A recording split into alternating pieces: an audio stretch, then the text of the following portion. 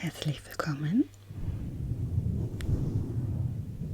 zum Teil 3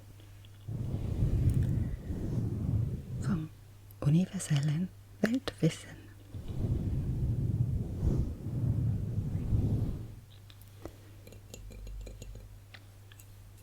Du hast dir gewünscht, dass wir mit dieser Serie weitermachen. Oder du bist das erste Mal hier und bist ganz interessiert, um was es hier denn geht. Ich habe schon 2 weitere Teile, natürlich, wenn das Teil 3 ist, aufgenommen. Und wenn du magst, ja, guck sie dir an. Da sind sie verlinkt und auch da unten in der Beschreibung. So. Dann fangen wir mal an. Und zwar als erstes geht es um die Hotelkategorien. Hier in Deutschland oder auch weltweit gibt es ja die Einteilung nach Sternen und noch 2 weitere Ausnahmen. Also es gibt 5 Kategorien und 2 Sonderformen sozusagen. Und die möchte ich mal kurz anreißen. Dazu habe ich mir goldene Sterne besorgt, um auch ein bisschen visuell die Erklärung zu unterstützen.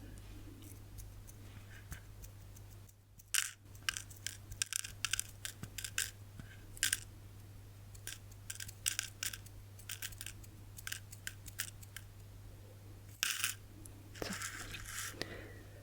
Und zwar gibt es 5 Sterne. Wir fangen an mit dem ersten Stern. Wenn er denn will. Da ist er.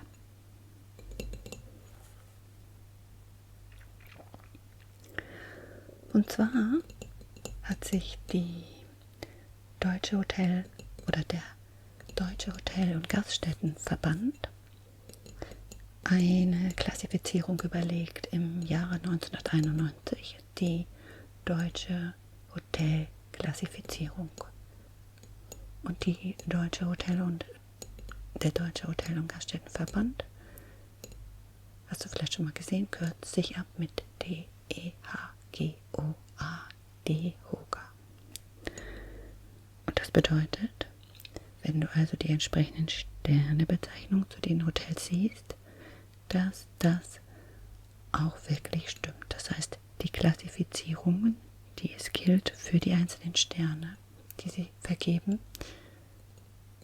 gehe ich jetzt mit dir durch und die müssen die mindestens haben, die Hotels. Fangen wir also an mit dem ersten Stern und dazu schreibe ich noch mal ein bisschen was dazu auf der Tafel. Ist auch schön, noch ein paar Geräusche zu hören. Okay. Also der erste Stern bedeutet Tourist, die Tourist-Kategorie. Und das ist für einfache Ansprüche gedacht. Und das große Kriterium ist oder sind die Zimmergrößen und weitere Möglichkeiten, die sie bieten sollten und auch müssen, die Hotels. Also diese einfache Ansprüche hat natürlich auch kleine Zimmer. Ein Einzelzimmer muss mindestens 8 Quadratmeter haben und ein Doppelzimmer mindestens 12 Quadratmeter. Ja. Und dazu gibt es noch die Vorschrift, dass es einen Empfangsdienst gibt, ein erwartetes Frühstück. Ja. Und manchmal, wenn du Glück hast, hast du die Toilette oder WC und Dusche und Bad in deinem Zimmer, aber das muss nicht sein, das kann auch auf der Etage sein.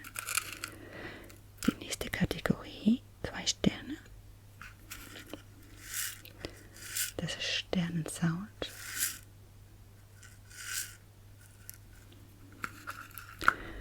Sterne. Das ist die Standardkategorie. Und jetzt kommen wir schon in die mittleren Ansprüche. Da sind auch die Zimmer etwas größer. Ich male mal jetzt hier 2 Sterne. Einzelzimmer, Doppelzimmer. Das Einzelzimmer wird jetzt größer. Das geht auf 12 Quadratmeter und das Doppelzimmer auf 16 Quadratmeter. Und dazu gibt es ein Frühstücksbuffet und mindestens 70% der Zimmer müssen Dusche oder Bad und WC haben und 70% haben auch ein TV-Gerät, ein Getränkeangebot, ein Sitzplatz pro Bett und Tisch. Aber nur 70% müssen das. 100 geht auch, aber nicht weniger. Nächste Kategorie, 3 Sterne. Jetzt wühle ich noch mal ein bisschen in den Sternen. Oh, das hört sich ja von den Worten her schön an. Ich wühle in den Sternen. Ups, das war ein bisschen viel.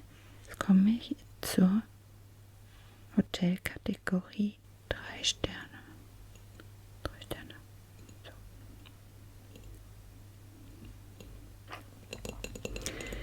Jetzt kommen wir schon in die Komfortkategorie. 3 Sterne.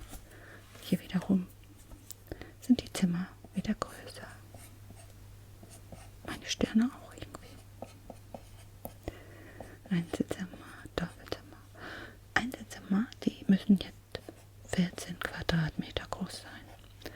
Und die Doppelzimmer sind jetzt 18 Quadratmeter groß. Mindestens. Des Weiteren muss das Hotel einen Room-Service anbieten.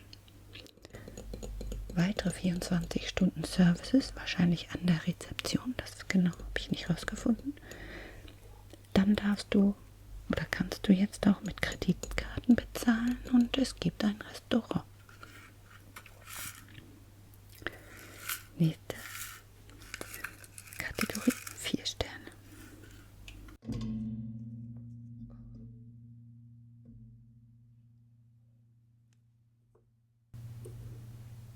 Okay. 4 Sterne. 1, 2, 3, 4. Siehst du die? Ja, ich weiß, ich spiegel mich da auch so ein bisschen um. Aber gut. Und jetzt wird es immer luxuriöser. Das ist jetzt First Class. Now we are talking. 1, 2, 3, 4. Auch die Sterne werden immer größer von mir. Einzelzimmer. Doppelzimmer. Im First-Class-Bereich muss das Einzelzimmer allein schon 16 Quadratmeter groß sein. Und das Doppelzimmer 22 Quadratmeter. Okay. So. Dazu muss ein 4-Sterne-Hotel noch andere Sachen anbieten. Mindestens. Und zwar Room Service. Aber 24 Stunden Room Service. Dann gibt es noch eine Minibar. Falls die jetzt auch keinen 24 Stunden Room Service haben, muss die sowieso drin sein. Also da musst du dich selbst bedienen sozusagen.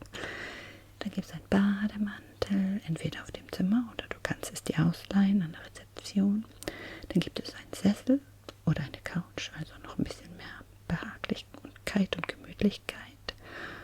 Dann gibt es einen Wäsche- und Bügelservice und natürlich Restaurant und alles, was in den Kategorien davor auch schon sein musste.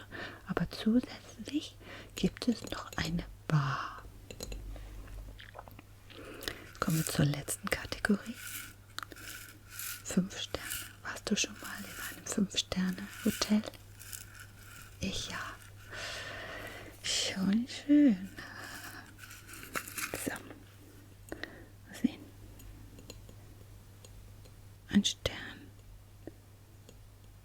zweite, dritte, der vierte, der fünfte, ui. Ja, 5 Sterne. Das ist dann Luxusklasse. 1, 2, 3, 4, 5. Die sind jetzt aber riesig geworden, die Sterne. Es gibt Einzelzimmer, es gibt Doppelzimmer, aber Achtung, jetzt gibt es auch oder muss es Suiten geben. Die Einzelzimmer sind jetzt mindestens 18 Quadratmeter groß und die Doppelzimmer sind jetzt 26 Quadratmeter groß, mindestens. Über die Suiten ist da nichts gesagt. Ich halte das mal weg beim Zumachen. Dazu kommt natürlich alles aus den anderen Kategorien. Und zusätzlich gibt es jetzt einen Concierge. Es gibt ein zusätzliches Waschbecken. Es gibt Kosmetikartikel, wahrscheinlich auch schon in den anderen Kategorien. Aber da muss es halt nicht sein. Aber dafür denke ich mal, gibt es in dem 5-Sterne-Hotel auch ein bisschen schönere und anspruchsvollere Kosmetikartikel. Ja, dann gibt es noch die Bezeichnung Superior oder Garni. Und Garni, Hotel Garni, kann maximal nur 4 Sterne erreichen. Ups, sieht man denn die 4? Und ja, es gibt dann da kleine Speisen zum Beispiel, also muss kein volles Restaurant sein, also es ist ein bisschen eingeschränkt bei den zusätzlichen Sachen. Und dann gibt es noch Superior, das heißt, wenn du zum Beispiel 3 Sterne hast, dir fehlt aber noch eine Sache zum 4. Stern, aber du hast noch andere, ja, Angebote für deine Gäste, die aber nicht reichen für den 4. Stern, dann kannst du aber den Zusatz Superior, ja, beantragen und bekommen. Ja, das waren die Hotelkategorien. Vielleicht wusstest du das schon. Ich auch, aber nicht im Einzelnen, was das so bedeutet, was es denn da geben muss. Ach ja, noch ganz wichtig. Das ist ja das Gute oder eins der Vorteile in Deutschland, dass wir ja vieles regeln. Du kannst dich dann auch darauf verlassen, dass ein 4-Sterne-Hotel auch ein 4-Sterne-Hotel ist. Ja. Als nächstes möchte ich mit dir noch ein paar englische Worte durchgehen, wie ich auch im Teil davor schon mal gemacht habe, die so ähnlich geschrieben oder ausgesprochen werden wie deutsche Wörter, aber dennoch nicht das gleiche bedeuten. So, mache ich mal ein bisschen Platz.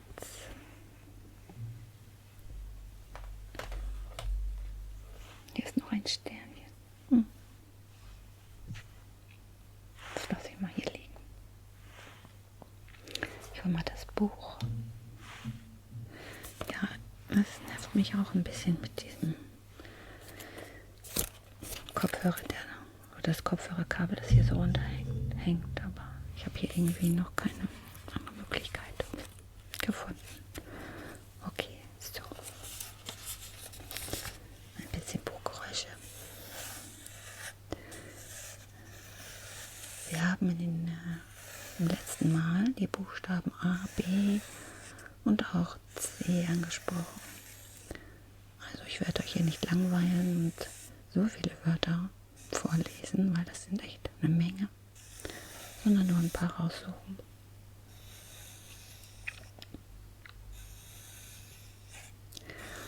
Und zwar das Wort decent. Decent. Man könnte meinen,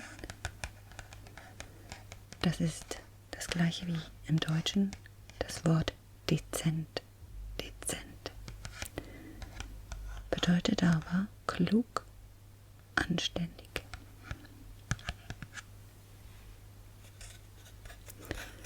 Ja. Dann das Wort Director. Director.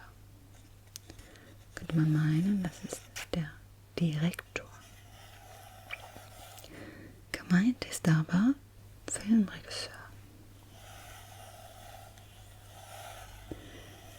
Das Wort Dome könnte man denken, das ist auch das deutsche Wort Dom, also der Dom, die Kirche. Aber das heißt Kuppel.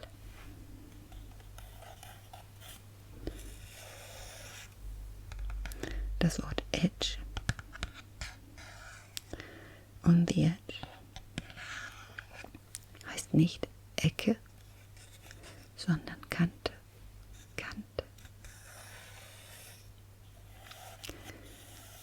Das Wort eventual oder eventually könnte man meinen, das heißt eventuell. Aber es bedeutet schließlich, endlich.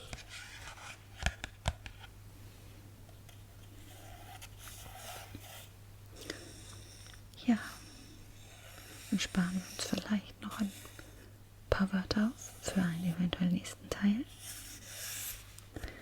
Ich hätte Spaß an einem nächsten Teil, mal gucken. Okay. Jetzt habe ich noch eine letzte Sache.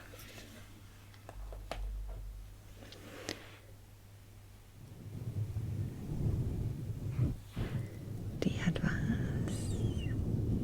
hat was mit dem Wind zu tun.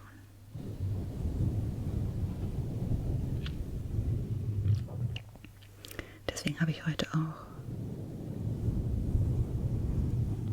diesen plüschigen Windaufsatz drauf. Und zwar geht es um den Wind-Chill-Faktor. Hast du schon mal davon gehört? Also, der Faktor rechnet dann aus, wie du eine Temperatur wirklich fühlst. Das bedeutet, die Temperatur, die das Thermometer zeigt, ist nicht unbedingt der Wert, den wir auf der Haut fühlen. Um die gefühlte Temperatur einschätzen zu können, muss man wissen, wie schnell der Wind weht.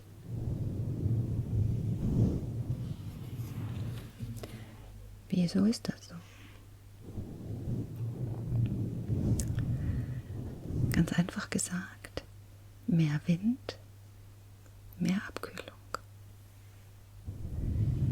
Die Haut, deren Temperatur über der Temperatur der Lufttemperatur liegt, wird durch mehr Wind mehr abgekühlt. Und und dadurch fühlen wir eine geringere Temperatur. Sozusagen ein windabhängiger Abkühlungseffekt.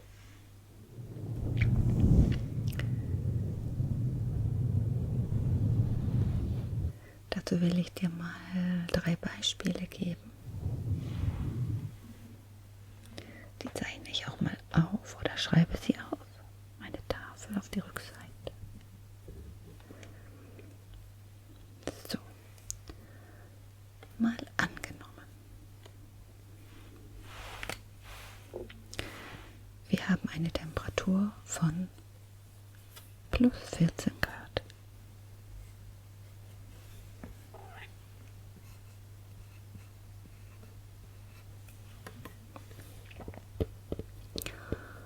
Und haben einen starken Wind von, sagen wir mal, 40 Stundenkilometern.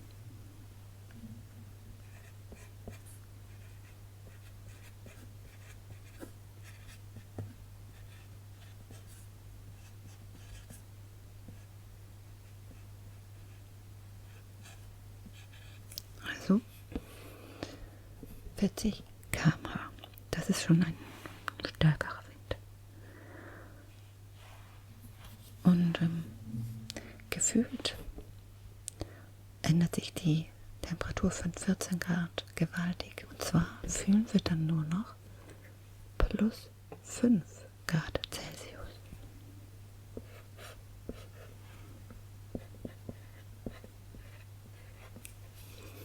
Das ist ein Unterschied, oder? Ich gebe noch mal ein anderes Beispiel. Wir haben 0 Grad.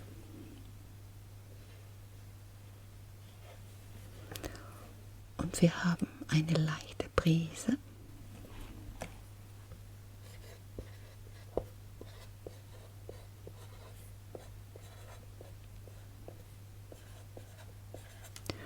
Von, sagen wir mal, 10 Stundenkilometer.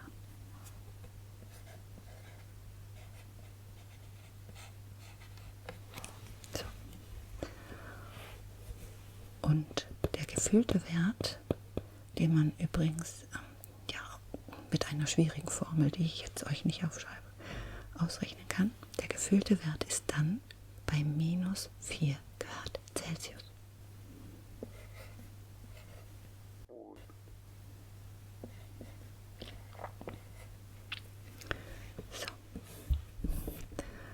Wir haben jetzt einen starken Wind, eine leichte Brise und jetzt machen wir mal eine mäßige Brise, aber wir werden ein bisschen kälter von der Temperatur, die das Thermometer misst, und zwar gehen wir runter auf minus 4 Grad.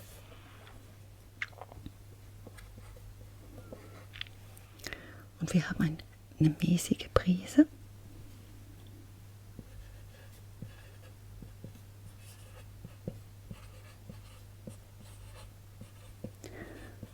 Wir lassen den Wind mal wehen mit 20 km/h.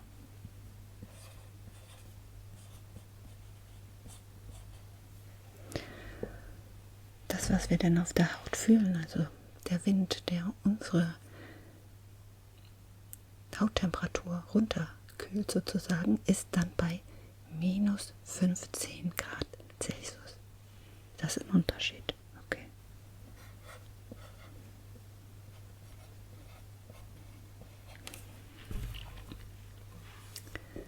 Minus 15 Grad Celsius, krass. Und jetzt weißt du auch, warum das manchmal so ist, dass du siehst, dass die Temperatur einen bestimmten Wert aussagt auf deinen Thermometer oder auf deiner App. Und du gehst raus und denkst, das fühlt sich aber gar nicht so an, das fühlt sich ja viel kälter an. Jetzt weißt du auch warum. Du kannst zwar nicht jedes Mal im Kopf ausrechnen, wie sich das dann wohl anfühlt, aber es gibt dazu Tabellen oder vielleicht auch Rechner im Internet, wenn das wirklich sehr wichtig ist. Ich hatte früher mal beim Skilaufen an meinem Zipper eine Tabelle gehabt, wo der Windchill-Faktor für bestimmte Temperaturen und Windgeschwindigkeiten schon umgerechnet wurde. Aber es war mehr so Spielkram. Ja, das waren jetzt 3 weitere Themen. Und ich habe noch viel mehr auf Lager. Und ich werde bestimmt noch einen Teil 4 machen. Habe ich gerade beschlossen. Würde mich aber trotzdem freuen, wenn du mir Feedback gibst, wie du die ersten Teile oder auch diesen Teil fandest und ob du auch mehr möchtest. Ich freue mich über Feedback. Ja. Dann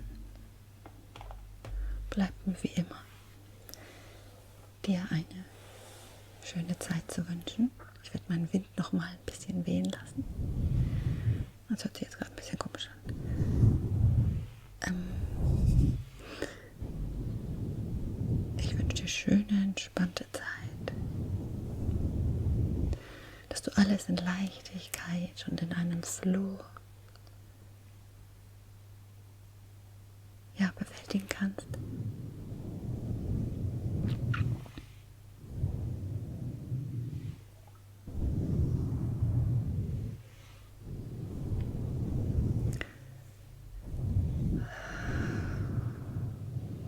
Und dass du schön runter